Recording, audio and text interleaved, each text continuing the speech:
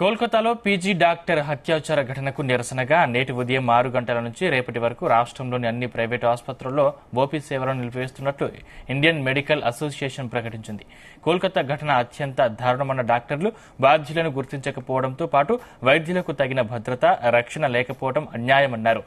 మరోవైపు హైదరాబాద్ ఇందిరాపార్కులోని ధర్నా చౌక్లో ఉదయం 10 గంటల నుంచి మధ్యాహ్నం 2 గంటల వరకు ధర్నా చేయనున్నారు. Apollo, KIMS, star, Yashoda, rainbow, KIMS, sunshine ఆసుపత్రుల్లో సహా వివిధ ఆసుపత్రుల్లో 24 గంటల పాటు ఓపీ ఉండబోదని, ఎమర్జెన్సీ సేవలు అందిస్తామని వెల్లడించాయి. నిమ్స్లోనూ ఓపీ ఉండదని ఆసుపత్రి సూపరింటెండెంట్ ఎన్ సత్యనారాయణ తెలిపారు. We want justice. We want justice. Justice. We want justice. 1 2 3 4 बंद करो ये अत्याचार.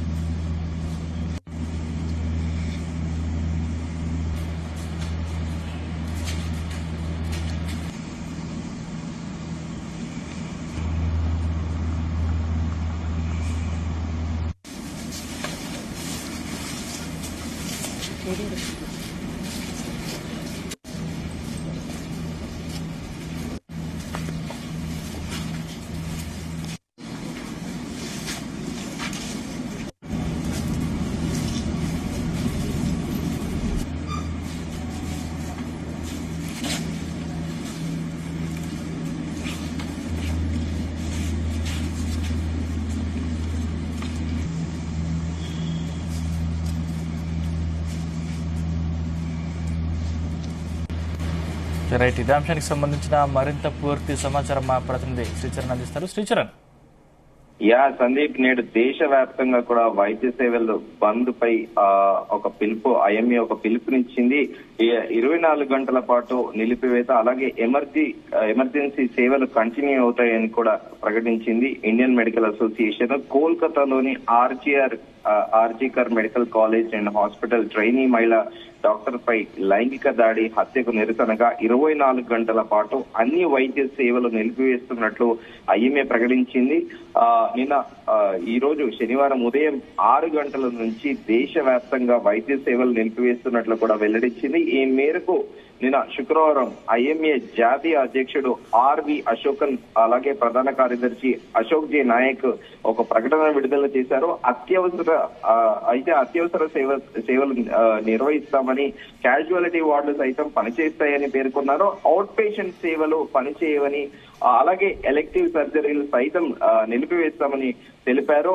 ఐఎంఏ రాష్ట్ర శాఖలతో సమావేశం తర్వాత ఈ నిర్ణయం తీసుకున్నట్టు వెల్లడించారు. ఆధునిక వైద్య సేవలు అందిస్తున్న అన్ని రంగాల్లో సేవల ఉపసంహరణ ఉంటుందని తెలిపారు. లైంగిక దాడి ఆరోపణ తర్వాత ఆగస్టు 9న జరిగిన విధ్వంసాన్ని ఐఎంఏ ఖండించింది. దాడి చేసిన 6 గంటల్లోగా కేసు పెట్టండి అంటూ కూడా డిమాండ్ చేశారు. కోల్కతాలో వైద్యురాలి లైంగిక దాడి, హత్య, ఆ తర్వాత ఆర్జికర్ ఆసుపత్రిలో దుండగుల విధ్వంసానికి పాల్పడిన నేపథ్యంలో కేంద్ర ఆరోగ్య మంత్రిత్వ శాఖ కీలక ఆదేశాలు జారీ చేసింది. ఆసుపత్రుల్లో డ్యూటీల్లో ఉన్న డాక్టర్లు, సిబ్బంది ఆరోగ్య సంరక్షణ లేదా ప్రాంగణంపై దాడి చేసిన 6 గంటల్లోగా పోలీసులకు ఫిర్యాదు చేయాలని అన్ని ప్రభుత్వ ఆసుపత్రులను union director general of health services శుక్రవారం ఆదేశాలు జారీ చేసింది. దాడి జరిగిన నిర్ణీత గడువులోగా పోలీసులకు ఫిర్యాదు చేయకపోతే దానికి సంబంధించిన ఆసుపత్రి హెడ్ బాధ్యత వహించాల్సి ఉంటుందని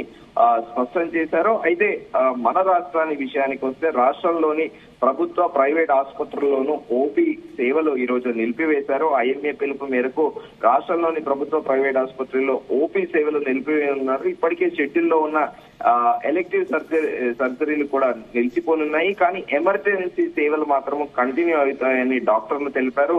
ముందుగా అనుకున్నట్టు కోల్కతాలో యువ వైద్యురాలిపై లైంగిక దాడి హత్యను తెలంగాణ ప్రభుత్వ వైద్యుల సంఘం నాయకుడు డాక్టర్ నరహరి తీవ్రంగా ఖండించారు. దీనిపై దేశవ్యాప్తంగా సమ్మె చేస్తున్న ఐఎంఏ, ఎస్ఆర్డీఏ, జూడాల సంఘాలకు పూర్తి మద్దతు ప్రకటిస్తున్నామని ఆయన తెలిపారు. శనివారం ప్రభుత్వ వైద్యులందరూ నల్ల బ్యాడ్జీలు ధరించి విధులకు హాజరు కావాలని విజ్ఞప్తి చేశారు. ఉదయం 9 గంటల నుంచి 10 గంటల వరకు ఒక గంట పాటు నిరసన ప్రదర్శన చేయాలని పిలుపునిచ్చారు. జూనియర్ డాక్టర్లు ఇప్పటికే సమ్మె చేస్తున్న కారణంగా అవసరమైతే ఒక గంట ఎక్కువగా పనిచేసి ఓపీ నిర్వహించాలన్నారు. కోల్కతా ఘటనలో Telangana teaching government doctors association ప్రధాన కార్యదర్శి డాక్టర్ కిరణ్ మాదల ఖండం చేస్తూ కూడా జూడాలు చేస్తున్న ధర్నాలకు హాజరు కావాలని నిర్ణయించామన్నారు. నల్ల బ్యాడ్జీలు ధరించి కొనసాగుతున్న ఆందోళనలకు మద్దతు ఇవ్వాలని మేము నిర్ణయించుకున్నామని కూడా ఆయన ఒక ప్రకటనలో తెలిపారు. ఇండియన్ మెడికల్ అసోసియేషన్ ఆందోళనకు నర్సింగ్ ఆఫీసర్లు కూడా మద్దతు ఇవ్వనున్నారు. ఉత్తరాఖండ్ లోని నర్సింగ్ ఆఫీసర్ పై జరిగిన లైంగిక దాడి హత్యతో పాటు షాద్ నగర్ లోని కమ్యూనిటీ హెల్త్ సెంటర్ లో డ్యూటీలో ఉన్న నర్సింగ్ ఆఫీసర్ పై జరిగిన దాడిని ఖండన చేస్తున్నామని ప్రభుత్వ నర్సెస్ అసోసియేషన్ నాయకులు మరియమ్మ లక్ష్మణ్ రొడావత్ వెల్లడించారు. శనివారం ప్రభుత్వ నర్సింగ్ ఆఫీసర్స్ అందరూ షిఫ్ట్ డ్యూటీలలో నల్ల బ్యాడ్జీలు ధరించి విధులకు హాజరు కావాలని కూడా సూచించారు. ఇదిలా ఉండగా సామాన్య ప్రజలు వైద్య సేవల్లో ఎలాంటి అంతరాయం లేకుండా ప్రత్యామ్నాయ ఏర్పాట్లు చేయాలని మంత్రి దామోదర రాజనరసింహ అధికారులకు ఆదేశించారు.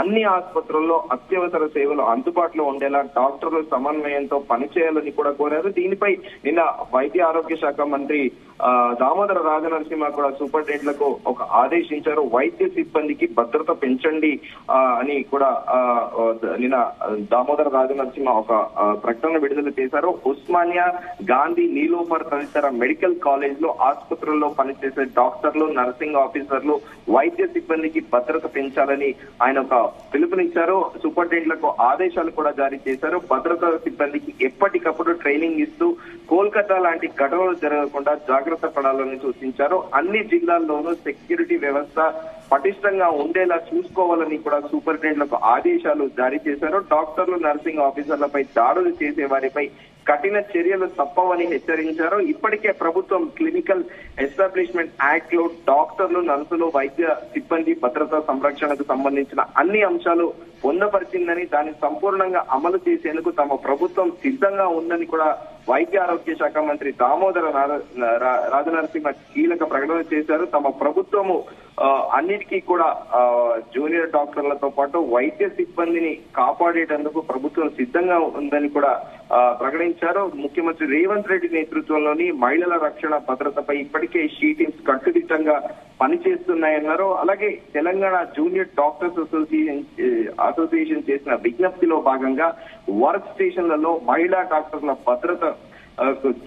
భద్రతకు తీసుకోవాల్సిన అంశాలపై కట్టుబడి ఉన్నామని కూడా మంత్రి వెల్లడించారు. ఇక కోల్కతా వైద్యురాలి లైంగిక దాడి హత్య దేశవ్యాప్తంగా కూడా డాక్టర్లు, నర్సులు చేస్తున్న ఆందోళనకు మంత్రి దామోదర రాజనరసింహ సంఘీభావం తెలిపారు. ఇంతటి దారుణానికి పాల్పడిన నిందితుడిపై కఠిన చర్యలు తీసుకోవాలని ఆయన డిమాండ్ చేశారు.